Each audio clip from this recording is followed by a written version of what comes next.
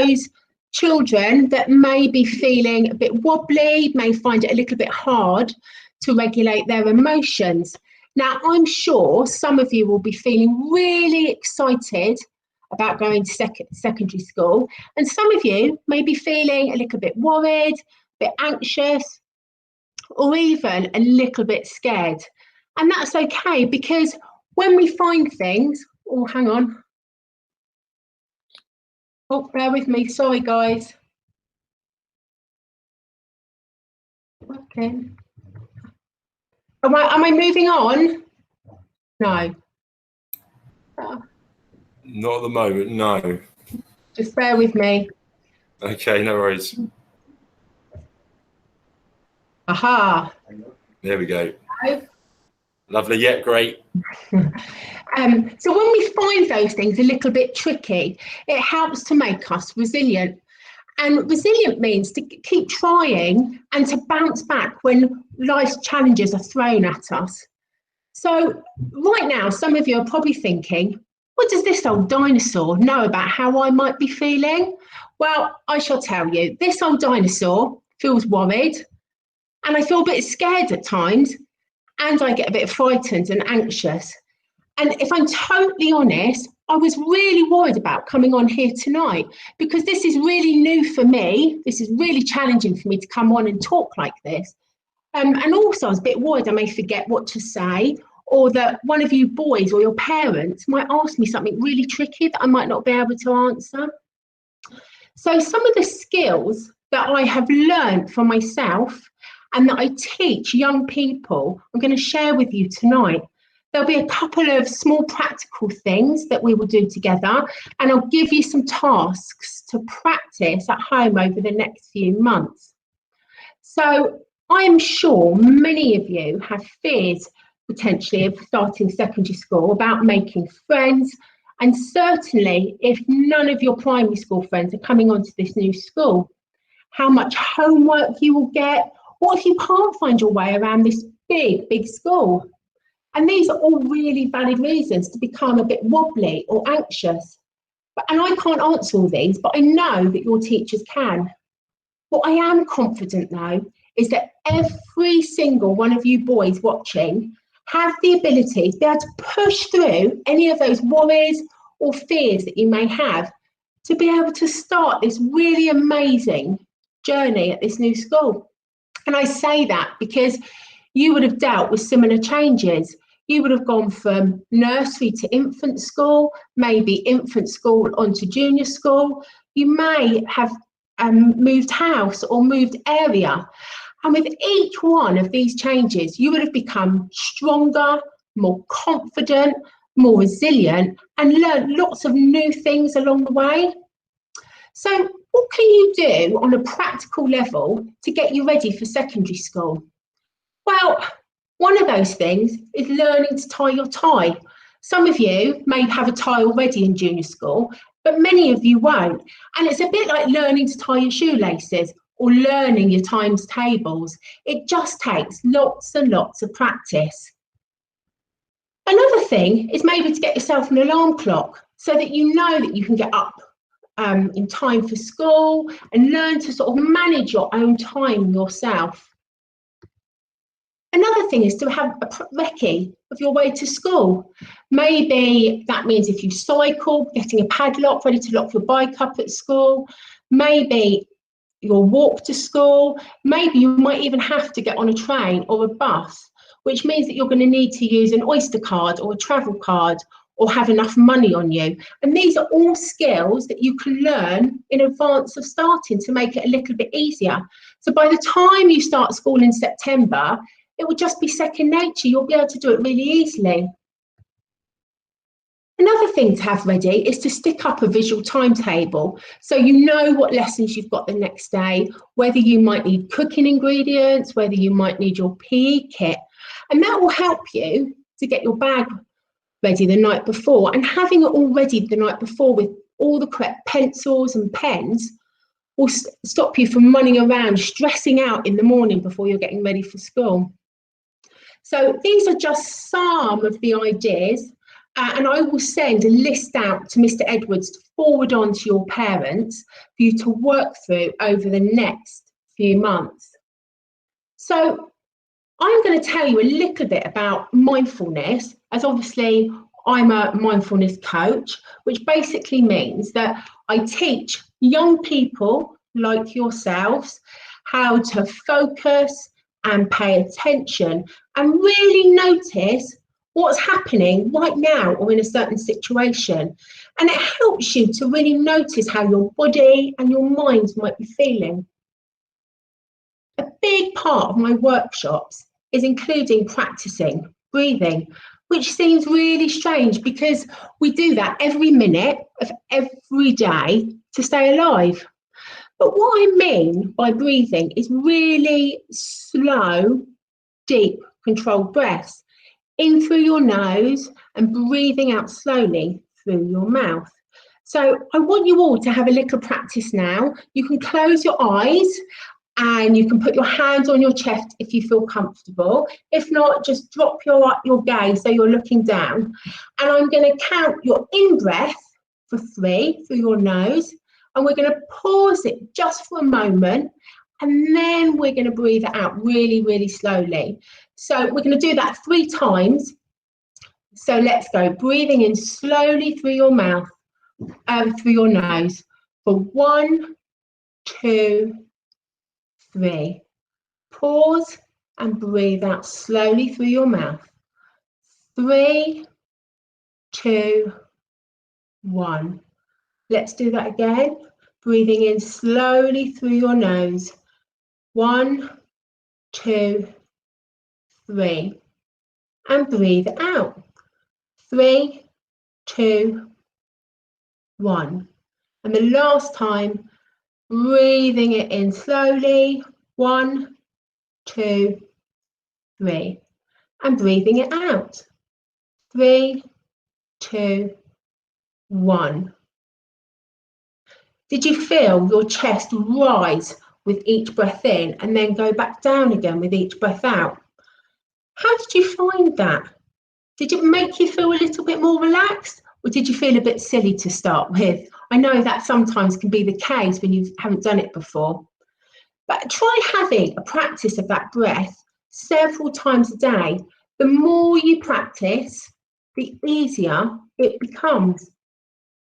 And eventually you'll be able to do it without even noticing.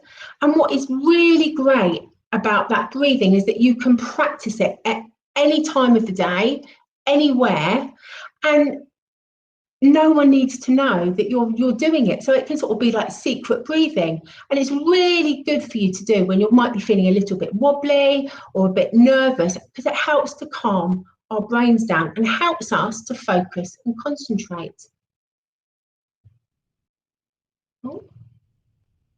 So as well as ensuring we practice our breath, making sure you have a healthy lifestyle is really equally important to having a healthy body and a healthy mind. So ensuring that you take exercise and you eat well as well, including having a really good breakfast in the morning. Imagine if your parents didn't put fuel in their car. Eventually, the car would stop working, and that's no different from your bodies. We need that fuel in the morning to get our bodies working and get our minds functioning as well as it can possibly be, ready to learn for the day. We must also make sure that we get enough rest and sleep. Now, one thing that can stop and interfere with a good night's sleep is too much screen time. Now, even though I can't see you on this screen, I can feel lots of you doing silent groans and eye rolls here. And I'm sure many of you get nagged constantly from your parents about getting off Fortnite or Minecraft or Roblox. But it's true. Some very, very clever people have discovered that if we spend several hours a day playing video games or on our mobile phones, we can end up with the brain of an older person. Now, I'm sure none of you boys want to end up like your parents in the next few years. to try and limit some of that screen time to just a couple of hours a day. So one of the next things we can do to really help ourselves is positive self-talk and thoughts. When we say nice things to ourselves, it helps us to feel a bit better about ourselves. So words like, I can do it, I am resilient, I am strong, and I am kind, and I am amazing, and I am brave. So what I want you to do just for a moment is to have a think about something really positive about yourself. You could use one of these words, or you can come up with your own one. So I'm just going to give you a quick breath to think about that, what that could be, and then I'm going to count to 3, and I want you to shout that at your screen. So are we ready, boys? So 1, 2, 3. I am brave. Oh, hopefully that's made you smile, and you probably felt a little bit silly about that, about doing that. I know I did, because I can't actually see any of you, but well done, boys. So going forward, I want you to have a little look in the mirror, just like my ninja on the screen, and tell yourself something really positive at the start of each day. And that will really help to like boost you and think, yes, I can do this. I'm really brave, I'm really strong, and I'm resilient, and I can get into school and learn all these amazing new things. Also, I'd really like you to take some time to think about the positives about starting secondary school. You have the opportunity to learn some brilliant new skills, whether that's learning a new language, it might be learning a new musical instrument, learning how to do cooking or woodwork.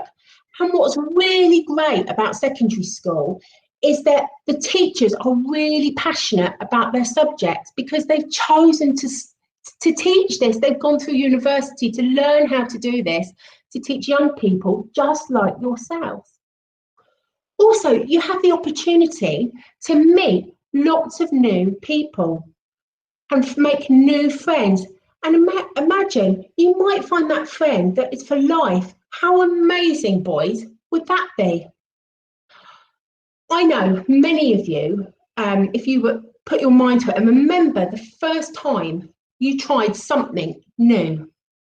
It could be the first time you went on a roller coaster, the first time you went trampolining, maybe think back to when you started infant school.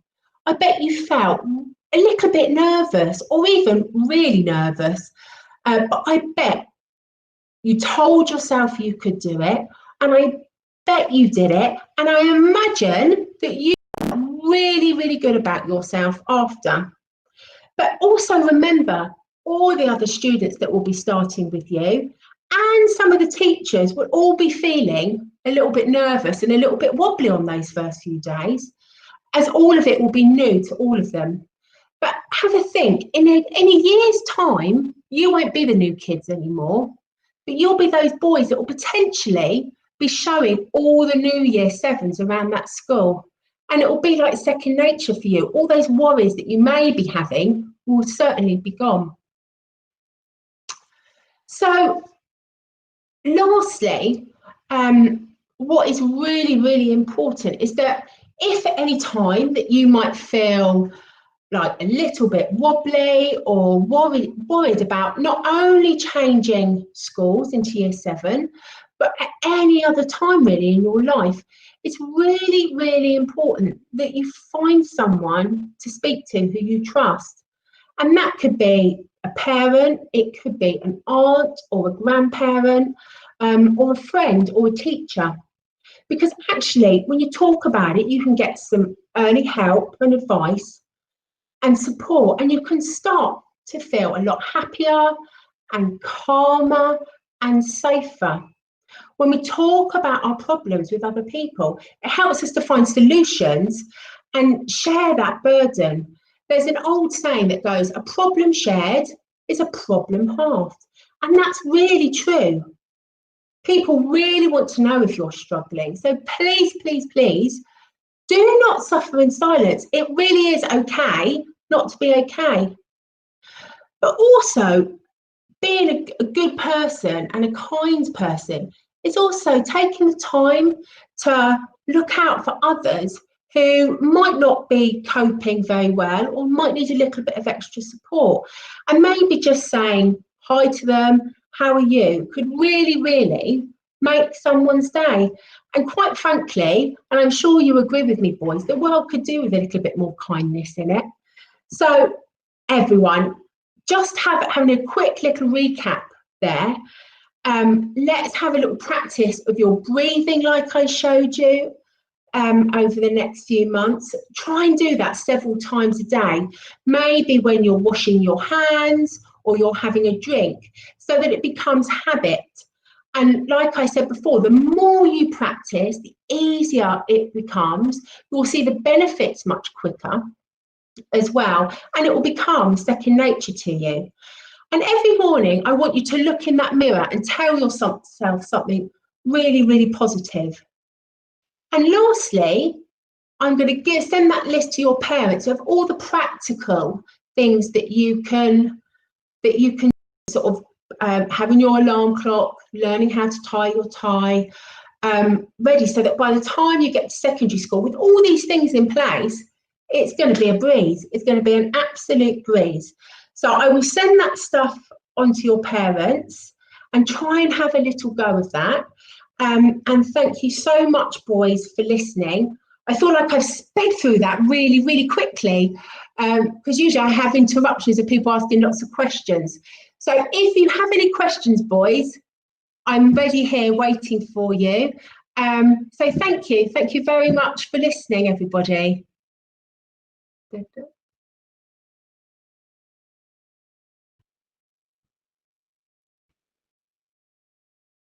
Hello. Hello, Sam. That was brilliant. Thank you for that. I mean, certainly that breathing technique, I was doing that as well.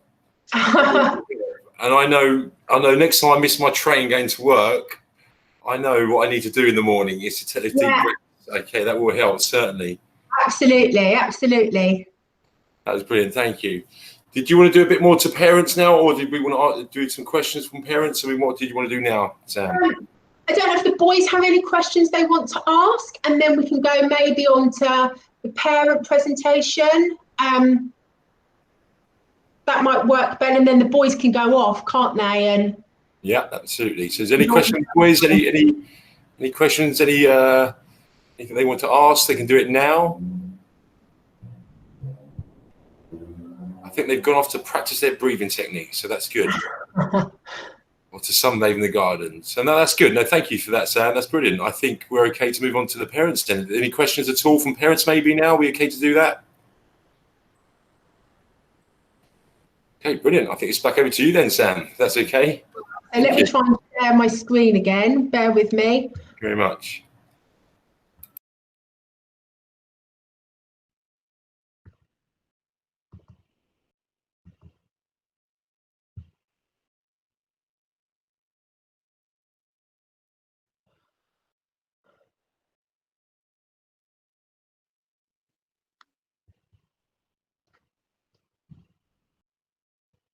Can you see? Yes, I think it's yeah, there we go. Yeah, it's up now. Lovely. Yeah, I think. Yeah. Yes, there we go. Yeah. There we go. Right. Fab.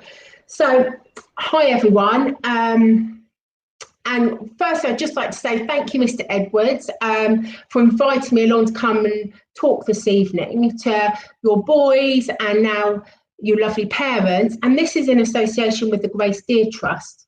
So, like Mr. Edwards said, my name is Sam Saxon, and I'm the founder of the Mindful Ninja. So I'm going to talk to you a little bit about what I do before I go into the presentation.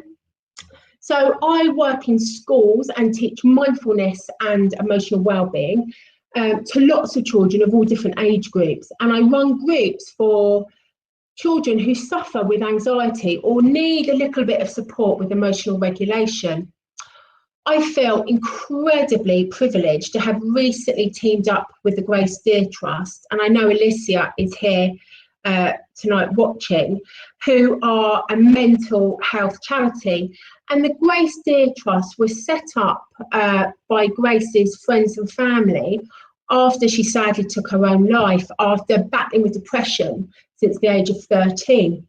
Their passion, along with mine, is to provide early intervention support to all children and young people to ensure that they can manage their stress and their anxiety and sort of their challenging emotions before they get to crisis point. I would like to point out, though, I'm not a psychiatrist and I'm not a doctor, but I have worked with children and families for over 27 years and have taught mindfulness and meditation for nearly 6 years. I'm a mum of 3 children myself, and I also have a son who is in year 6 and is going to be transitioning to year 7, who has learning difficulties and who suffers himself with anxiety. But I can honestly put my hand on my heart and say that since he has practiced mindfulness and meditation, which he does on a daily basis, like it's turned his life around. He's become more engaging. He's able to express himself in a far more positive way, and he's just generally a lot happier. I'm not going to say family life is perfect by any means, and we obviously still have days which are incredibly challenging. And what I'm going to talk about is not a skill that works overnight. You do have to put some effort and practice in. But the goal is not to cure anxiety, but it's to give young people the skills that they need to carry them forward into adulthood. So that's a little bit about me. So let's start on, as parents, what you can do to recognise any signs of anxiety in your boys and to try and ensure as smooth as transition as possible into year 7. So let's start with the practical stuff. Getting your boys to learn to tie their tie. Like I said to your boys, it's like learning to tie your shoelaces or learning the times tables. It just takes practice and lots of it. Another good uniform tip is don't buy blazers thinking it's going to last for the entire time, sort of the duration of their school life, because if you buy it that's too big, they will easily be mistaken for orangutans with sleeves all the way down here. So please don't do that, parents. Encourage a breakfast. Oh, hello. Yeah, it's okay. Yeah, it's skipped a few screens. I think you're back to the beginning again. I think I've lost you. Can you hear me okay? I lost my presentation. Can you hear me? Yeah, we can hear you okay. Yeah. I think it's got. Hey, Sam, yeah, I can hear you. Okay.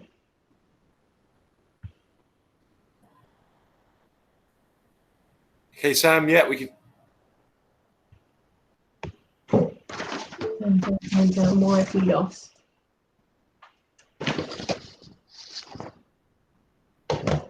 You okay, Sam? Can you hear us? Yeah, I can hear you. Can you see my presentation or not? No, we can't see your presentation's gone, but we can see and hear you. Okay, just bear with me. Let me see if I can get it up again. I don't know what's happened. The joys of technology, hey people? Absolutely.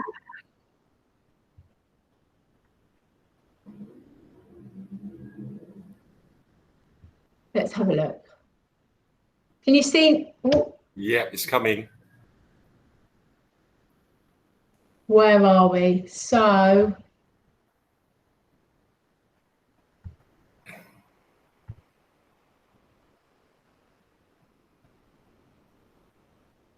oh, Yeah. hang on, guys. I just need to flick through the boys one. This is where I need to practice my breathing. Which is one thing that seriously stresses me out.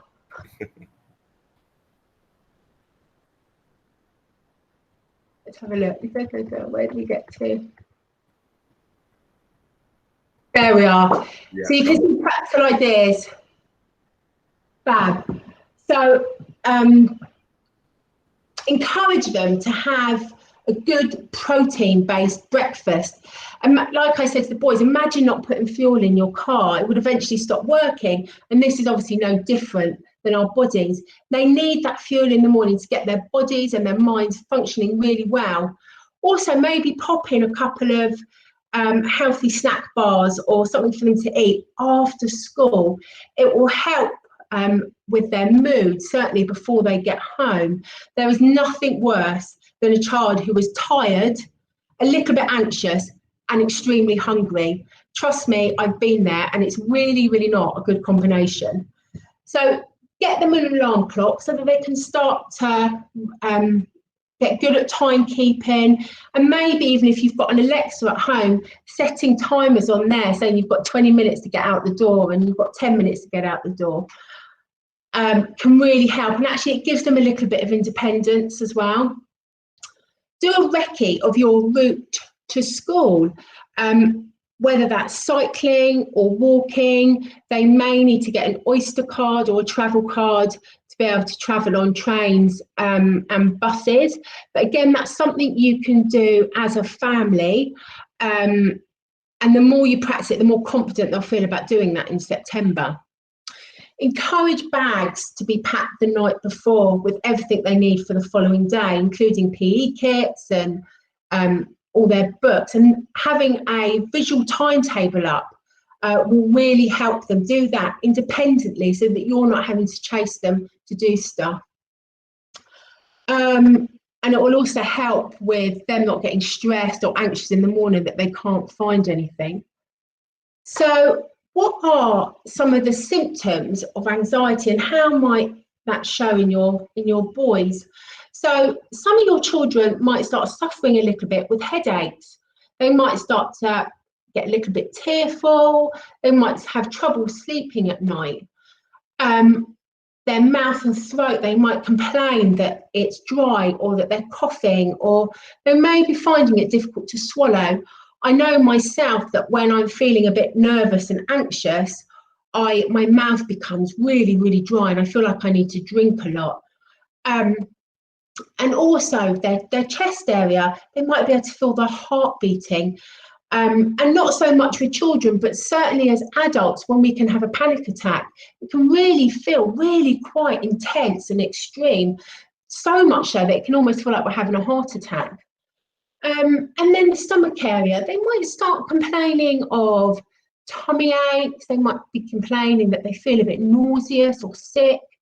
They might end up getting diarrhea or constipation, and might be visiting the loo to go for a wee much more frequently than they usually do. And some of those other signs can include actual visual shaking and trembling, sweating and muscle tension, and having this feeling of like dread that something bad is going to happen, and being really apprehensive about starting stuff and doing new stuff as well. And also brain fog. And again, this is something that I really suffer with. And as a result, when I'm talking, I always have like a few little side notes to just keep my mind focused so that I don't forget. So what can signs of anxiety actually show up as? Now, a lot of these things, words that you see on here, can just be typical of being a teenager. But they can also show up as you've got anger up there, their lack of focus to get anything started or stick at something, becoming quite defiant. And again, that's really typical of teenagers as they become older. And chandeliering. Now, this is an interesting one. Chandeliering, imagine a lemonade bottle and it's been shaken all day long. And think of this as your child. So they're holding it together all day long. They're having a sort of okay day. A couple of little things might have happened. But all the time, that lemonade bottle is being shaken up. And then they get home from school and you say, what do you want for dinner? And just with something really simple, they explode. And it's imagine taking that lid off that lemonade bottle and it just bubbling up everywhere. And this is what it can feel like for our children when they're feeling a bit nervous or a bit worried about something, that they hold it all together and then erupt, just like that lemonade bottle. They may avoid doing things that previously they've enjoyed doing, or certainly avoiding things that they might find a bit difficult or challenging. And over planning, wanting to know everything that's going to happen and planning in great detail about how that might happen. And it's a control thing so that they feel in control. And negativity.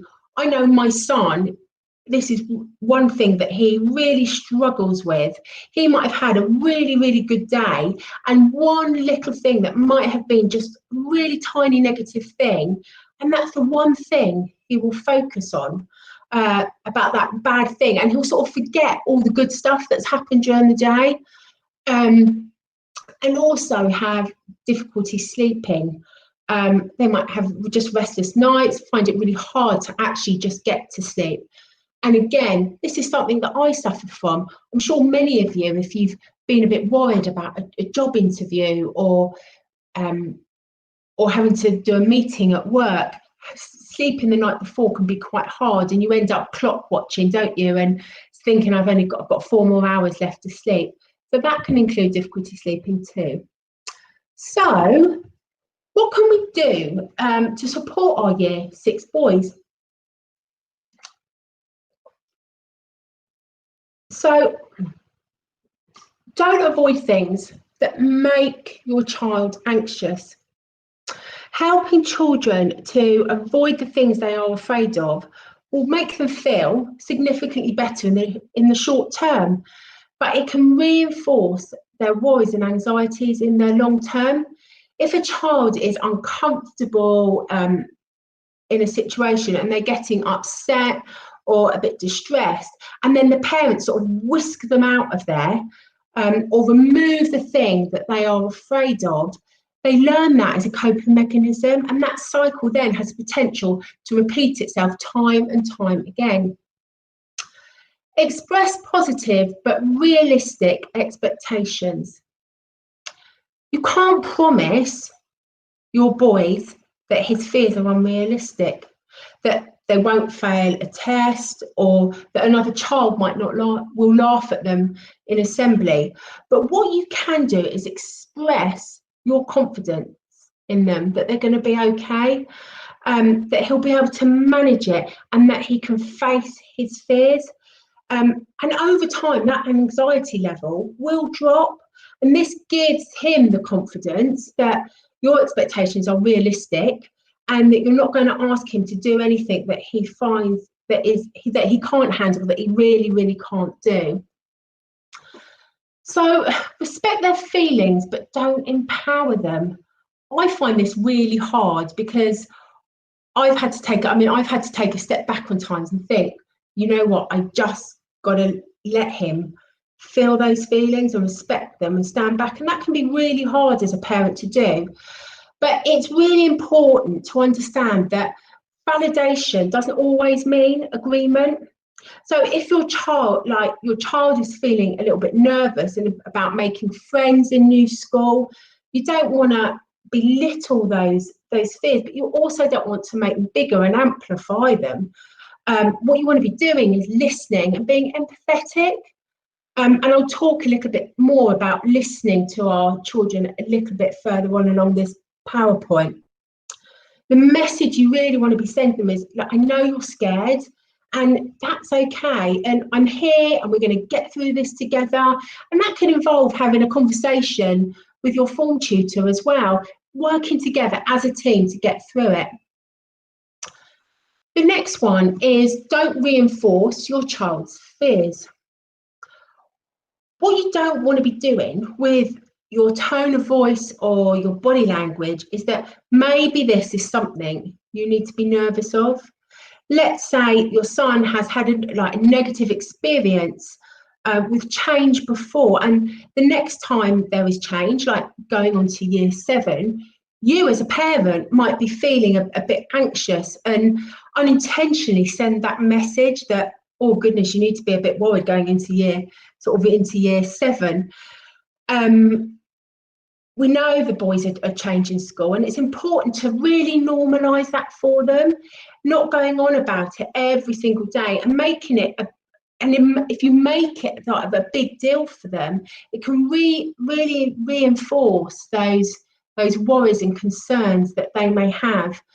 I've recently been working with a family whose son is in year 6, and he's obviously going to be transitioning on to year 7, and he doesn't cope well at all with change. And that's due to various different reasons that I obviously won't go into tonight. But one of the things I had to address was actually with the mum, with one of the parents, because she was bringing up about going into year 7 almost every day, and was asking, well, how are you feeling about year 7? And it was because she was really anxious about it herself. So we did some work together, because we didn't want her to unintentionally force her worries and anxieties onto her son, which at the time she was actually doing. So I worked with Mum so that she could address those fears and those anxieties before I did any work with her son. And I gave her some of the skills to be able to manage and deal with her own stress, because as parents, we can't support our own children if we don't really take care of ourselves with our own physical and mental well-being. Is equally as important. And if you have looking after yourself, then you can give much more back. So provide visual support. Like I mentioned earlier about having a visual timetable. Now, if your son has any SEN needs or learning difficulties, maybe expanding on that could really be helpful. So including pictures to ensure showing that getting dressed, getting your bag ready, so that it's more visual for him. And that's really beneficial for children with SEN needs, along with that timetable. Listen, notice, and talk. How many of us really truly listen to our kids, and certainly as they become teens, in a safe and uninterrupted environment? I know that I am certainly guilty of sometimes being on my phone when the kids are waffling on about anything and everything, usually to do with Fortnite or Roblox or something equally insignificant to me. However, I do know that as adults, if we can really listen and not be judgmental or critical of our children, then they're more likely to talk to us. If we can ensure that we listen to all that waffling and insignificant stuff, and they will be more encouraged to come and talk to us about the serious stuff they have going on in their lives, showing them that they have our attention by our body language and rephrasing what they said to us, saying it back to them, and being really patient. And I know that's really hard when we're working and we've got busy lives and we're running in and out between clubs and everything else. So I do know how hard that can be as parents. But noticing like your boy's body language, looking at their emotions is also really key in understanding how they may be feeling, and talking openly in age-appropriate ways will give your children the confidence that we as adults and their parents trust them. There's a really great book out there called How to Talk So Kids Listen, and Listen So Kids Talk. I think I've got that the right way around. And it's written by Adele Faber and Elaine Maslish. I will send you, Mr. Edwards, a list of some really useful books and resources that you can forward on to the parents that they might find useful. So maybe take the time to introduce mindfulness and meditation. So for me, this is my favourite bit, because of course this is what I teach on a daily basis, and I'm really passionate about the benefits of mindfulness and meditation and how it can improve our anxiety and an emotional well-being. And this is because I have firsthand, not only with myself, but with my son and with all the children that I've worked with. So how can mindfulness help your children? So I'm going to do a few facts here, so bear with me while I look at them. So, well, according to some latest research, school-aged teenagers report higher levels of stress than adults do. I mean, I find that astonishing. And almost half of teens say they are not doing enough to manage their stress. In fact, the two most common strategies our young people are using to cope with stress are playing video games and surfing the net, including social media, which we all know can have a really negative impact on our children's brains and their development. Mindfulness is about living in the present moment and not being judgmental and becoming just more aware of our surroundings and how our bodies and our minds are feeling. Mindfulness can be a really powerful tool that can help not just our young people, but also us as parents and other adults to manage their stress and anxiety. Research shows that people who consistently practice mindfulness, and that's frequently as well, have much lower levels of anxiety and depression. They sleep a lot better, they have better relationships, it improves emotional regulation and self-awareness, and it can improve focus and concentration too. And what's really great about mindfulness is that you can practice it anywhere, at any time, and it's completely free, which in my book as a parent is an absolute bonus. Lastly, taking some time to practice like meditation can be equally important and beneficial. Practicing that really slow breath that I showed your boys. So get them to show you after this, sort of breathing in slowly and deeply through your nose, pausing for a moment and breathing out. There are some really great meditation apps out there. A lot of them are absolutely free, and they have guided meditation on there. They have calming music and some stories, and that could be something that you could share together as a family, or you might like to listen to at night time before going to bed, or whenever you might have like a few 10 minutes. So incorporate a healthy lifestyle and adequate rest. Obviously, ensuring that they have really healthy breakfast, like we mentioned before, in the morning to get them going and get them ready for the day. Let them enjoy their hobbies and being with their friends. Being with their friends and laughing is absolutely the best medicine. And getting adequate rest is really important, and sleep, enjoying sports and music, and just being allowed to be. It's really important for all of our emotional well-being. And keeping screen time to a minimum and ensuring it's really age appropriate. So when I talk about screen time, this includes TV, video games, laptops, phones. We live in a society now that relies really heavily on technology. And it's absolutely amazing. We can find out anything at the touch of a button, and we can be in contact with our friends and family wherever they may live in the world. However, this can come at a cost. Today's teenagers have become more materialistic than they've ever been, and more teenagers are saying they feel lonely, which is unbelievable. With all, you think they're constantly on social media, but social media especially can really invite insecurities and comparison. And teenagers today are spending more than half their waking hours glued to a screen. And evidence suggests that this much time can really impair brain structure and function and development, which we know can lead to anxiety and depression. So how can we reduce that screen time for our kids?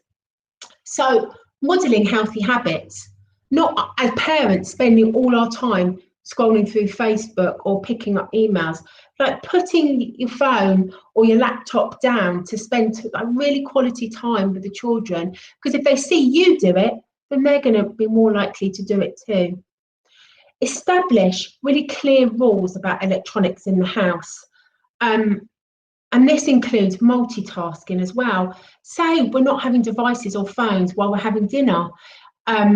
We don't want them at the dinner table, saying that we're not allowed them at bedtime. Whatever it is, I mean, have that discussion with your boys about what house rules you can have about that. And encourage physical activities and hobbies. Getting them out of the house doing stuff means they're not going to be spending that time on a screen. And like I just mentioned, discourage any multitasking. So sitting at the dinner table while flicking through. I know sometimes, certainly when I haven't got the children with me, and I'm having lunch, and I'll sit there and work at my desk, picking up emails or having a little peek at Facebook. And actually, it's really not good for us. We tend to eat a lot more when we do that. So try not to multitask. And that's with lots of other things that we're doing as well. And educate your boys about screen time and social media.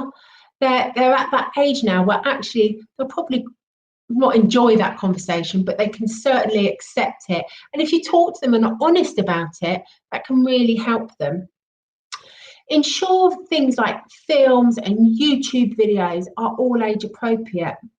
I recently worked actually with a young girl who was 12 years old, and she was watching some really violent and scary movies. For example, things like It. Her anxiety levels were really, really high. And one of the first things that I encouraged the parents to do was to stop her watching these sort of films and YouTube videos. And in a really, really short space of time, I'm talking weeks here, her anxiety levels really, really came down. So thank you for listening. I hope you've found this useful. What I will say that if any of your children are really, really suffering and they're not getting better over time, really please do go and speak to your GP, because they may need a little bit of extra support other than what other people can offer, and might need some more professional support. But the goal is not to eliminate anxiety, but it's to help your child manage it. So I hope you found this useful. Hopefully lots of your boys are really excited about starting school. So some of this presentation won't apply to you, but I'm really hoping some of those practical things may help. So thank you very much, everyone. I shall stop talking now and let somebody else take over, because I think I've overran a little bit, haven't I? So brilliant. Thank you very much. Now to come out. Thanks, Sam. That was really valuable, and some great practical tips and advice that I noted down for myself. The main thing that I picked out was that just how you ended that actually we can't eliminate anxiety and stress, that we can learn how to manage it. And together with you guys and that PowerPoint that you just gave and that great presentation, and you know the transition activities that we're doing, we're working really hard at Southborough, and I'm sure other secondary schools will be doing the same, to help manage that anxiety and that stress with those children, especially given our current circumstances. Boys, if you're still on, there were some great tips there for you to get involved with from now until your start in September. You know that you've got your ties, you know, we gave you those. You can start practicing them, get that alarm clock set, try and work out your route to school. There's lots of, see who you're going to walk to school with, if you're going to walk to school, and things like that. So there's lots of great things that you can be doing from now until September, as Sam said, to help manage any anxieties that you may have. I'm going to now do a little bit of a presentation myself and just run through some things, next steps. Hopefully I will be able to present now. Everyone, so like, can you tell me if I'm presenting? Okay, here we go. So Just come in.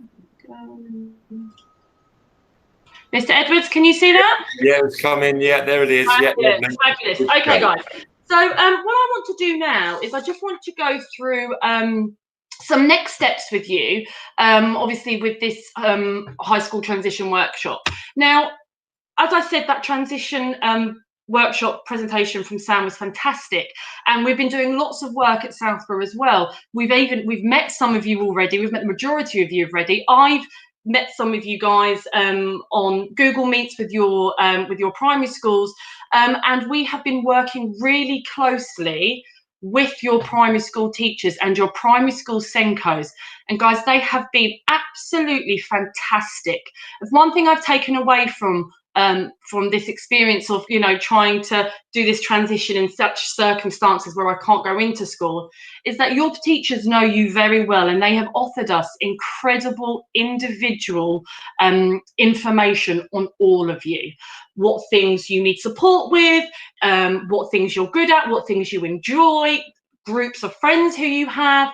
I've got a pretty big list of information on all of you. Oh, you don't want to see that. Some of the things that your primary school teachers are telling us is that some students will access nurture groups and resilience groups and such like that. We have those at Southborough, and together, myself and Miss Lee Potter and Mr. Nicholas, the deputy Senko, Mr. Lee Potter, sorry, is the Senko, and Mr. Nicholas is the deputy Senko, along with Mr. Edwards, is making sure that we are prepared for you and place you into groups if you need to be in September. Now, we keep a close monitoring on that, because obviously some children will need to be added and can leave those groups. But just to let you know that that is going on, and we do have an incredible student support service, just like your primary schools. So please don't worry about that. I suppose in next steps, one of the things that we're going to be doing, and I've contacted some of you guys already, is that we have this working with your primary school. We have a number of students who we believe would benefit from private tours of the school and private meetings of the school. Now, you've hopefully all seen my tour of the school on YouTube.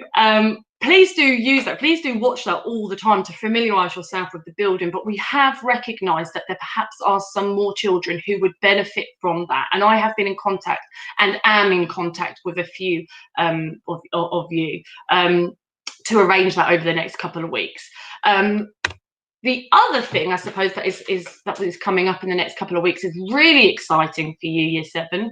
Year 6 coming to Year 7, is that you need to meet the new Year 7 team. So obviously I'm going to be your head of year next year, and I'll oversee you and your well-being and your academic side of the whole year, but you'll also have people called tutors. Now, Sam mentioned a tutor, that you can speak to your tutor. You can speak to any member of staff, obviously, but your tutor is somebody who you'll see twice a day, and they will be a real pastoral role in your time at Southborough. And parents and carers, they will be your first port of call for communicating with the school for whatever reason. It might be that they can answer the question, they might need to pass it on to me or to Mr. Edwards or someone. They will be your first port of call. So we're going to do another video and introduce ourselves, so you can look forward to that, and that will be announced very soon, and you will meet them. I'll introduce myself again to you, and also a lady called Mrs. Clements. Now, I know this is a lot of information to take in, but Mrs. Clements is our pastoral support officer, and she will be working really closely with you guys and home to ensure that transition is as smooth as possible. So that's coming up. Another thing that we next step is that we're going to be doing is we will be looking at bringing the CATS tests forward. They'll be taking place soon.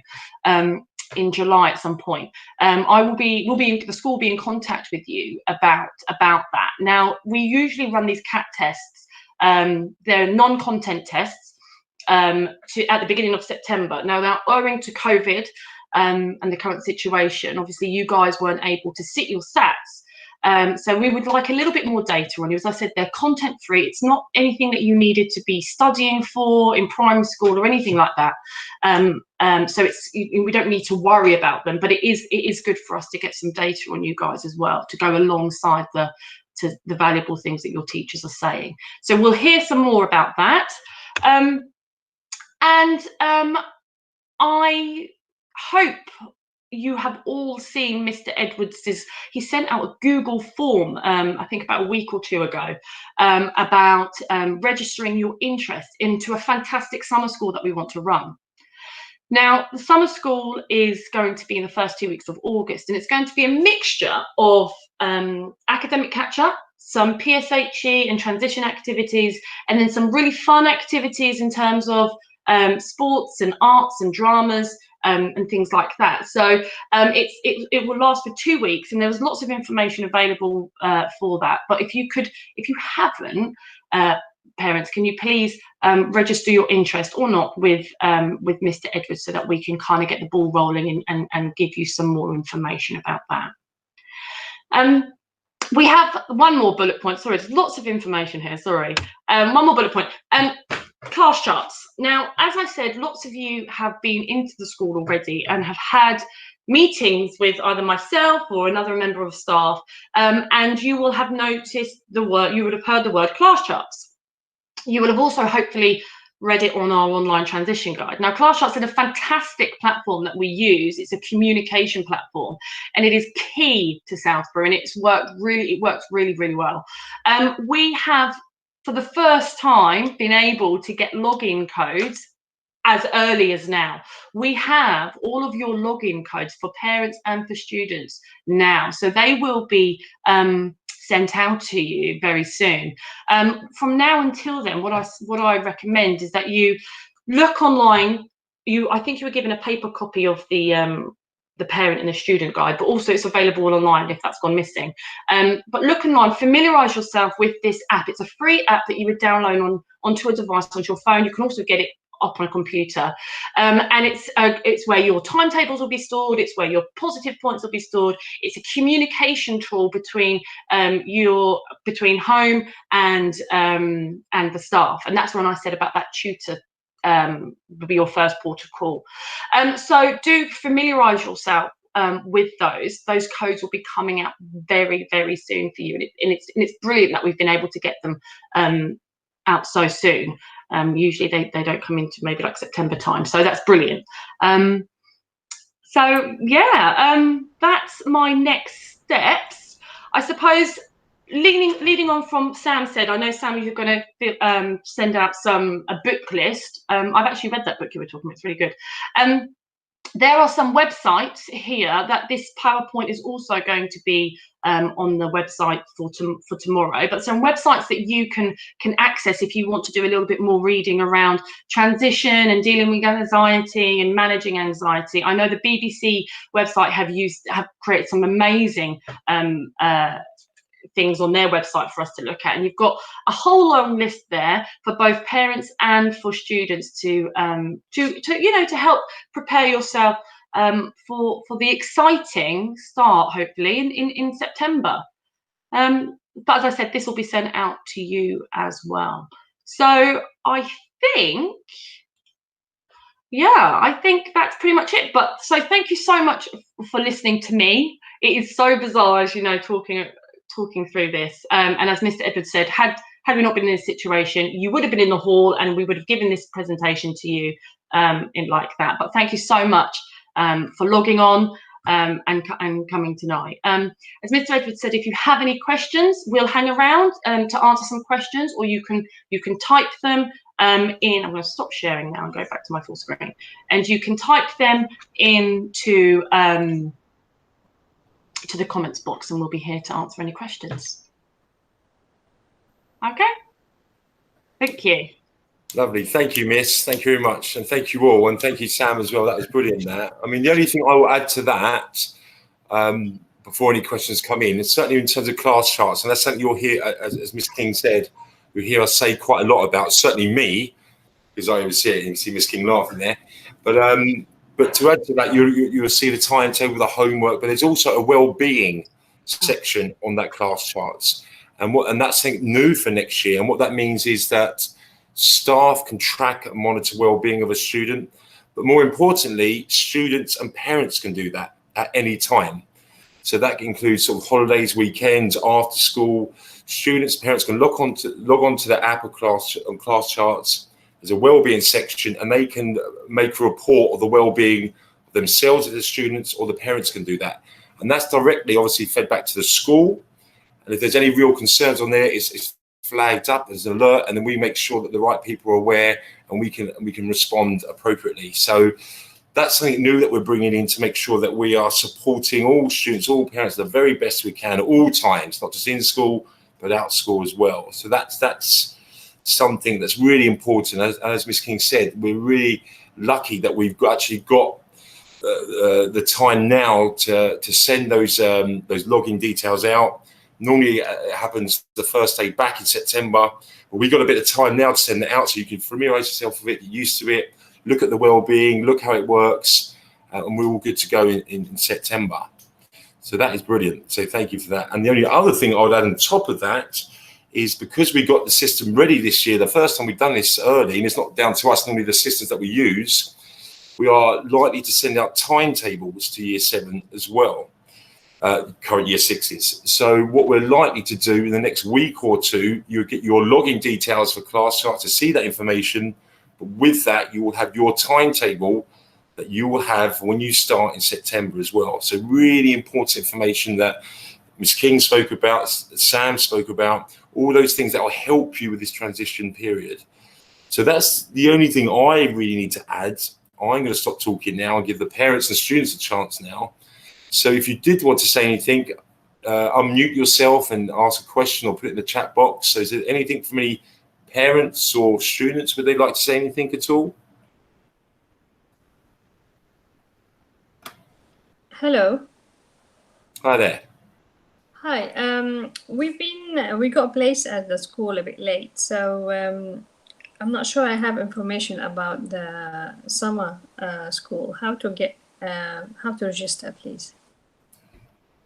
So did you say you got a place in the school quite late? Did you say? Yes. Okay. Did you have your interview last week? We had the interview last week. Had the interview last week. Okay. What I'm going to do after this anyway, I'm going to send out again the Google form about summer school, and it's a very straightforward form. It's basically just a yes or no. It sort of outlines what summer school's about, which Ms. King spoke about a minute ago, and then you'll just tick yes or no. So that will go out again tomorrow. At the moment, we've got 60 students currently in year 6 that are interested, and obviously we're keeping a close eye on what we can and we can't do through central government guidance, but we will be going ahead with that. So yeah, that will go out again tomorrow to all parents, and yeah, simple form, tick yes or no, and then you'll hear from us in the next few weeks how that's going to look exactly. Okay, thank you.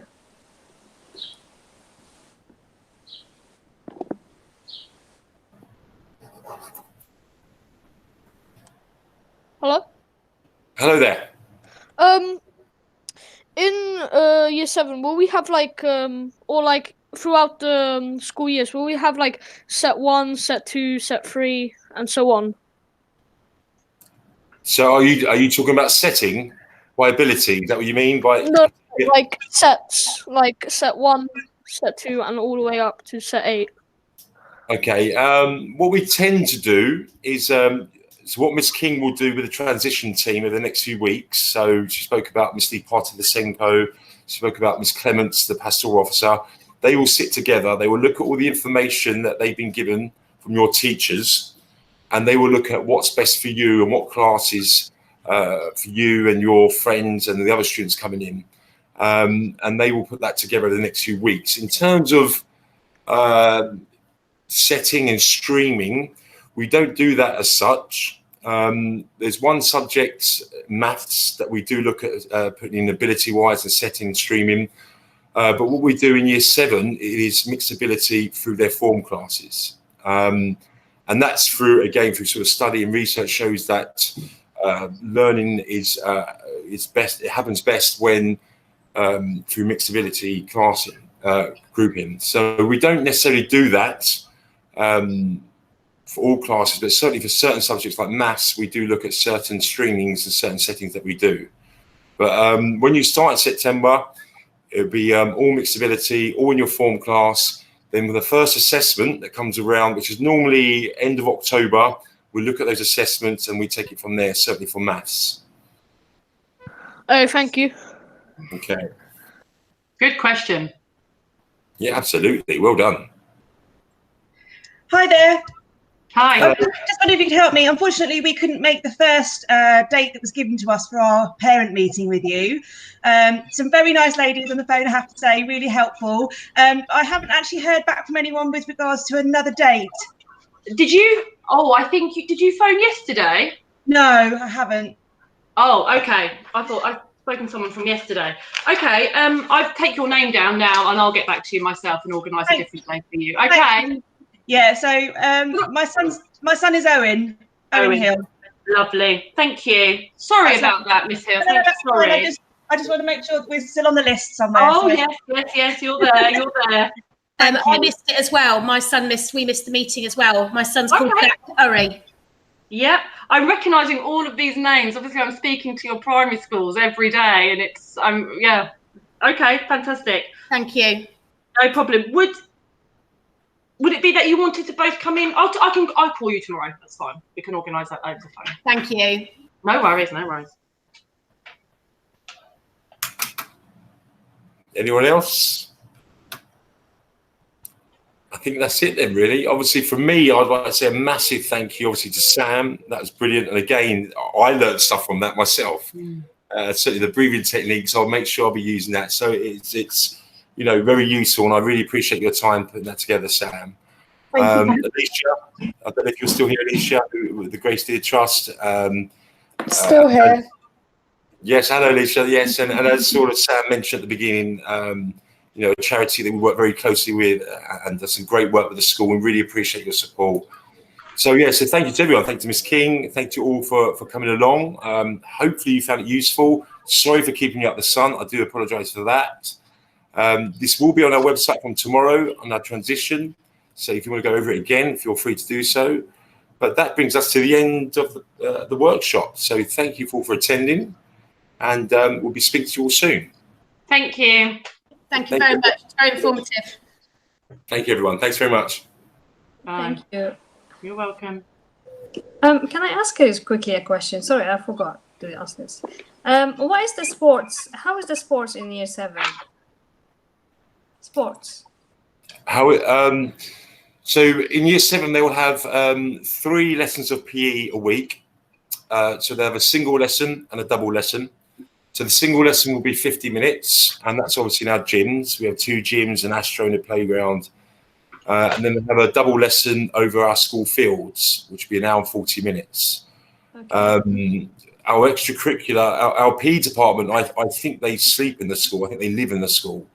Before school, lunchtimes, after school, there's all sorts of sporting activities and extracurricular clubs going on. So there's plenty. If your son's interested in sport, there's so much going on. So do they play cricket and rugby and all these things? Absolutely. Yeah.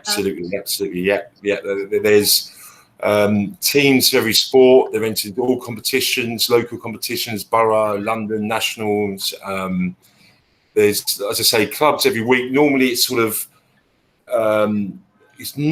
Monday sort of football club, and then Tuesdays rugby, Wednesdays basketball. So it's sort of a different day after school every week, and it's in line with the sort of the sporting season. So obviously cricket will be the summer term, rugby's more the winter, the autumn term.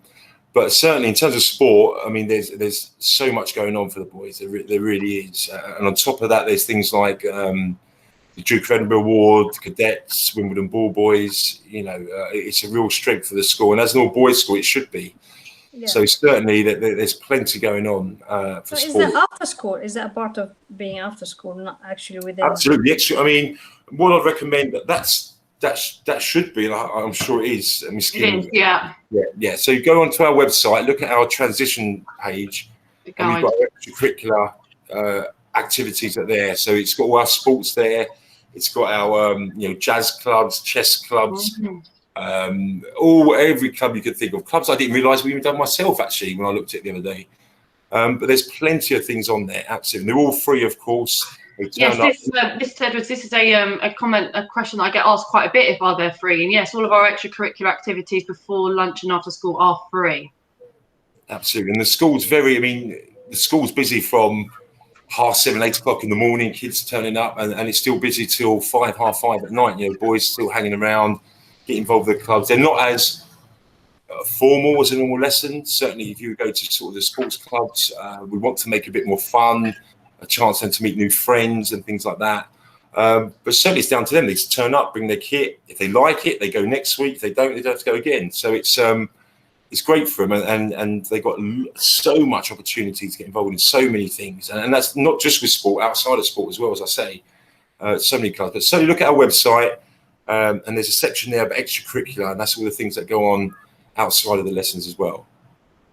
Okay, thank you. So that's as an extra curriculum, not inside within the day. Absolutely. Day. Yeah, okay, so curriculum will be their 6 lessons they have. Extracurricular will be everything that happens outside of that. Yeah. Okay. Thank you so much. Okay. Thank you. Thank you. Have a good. Bye-bye. Bye. Bye.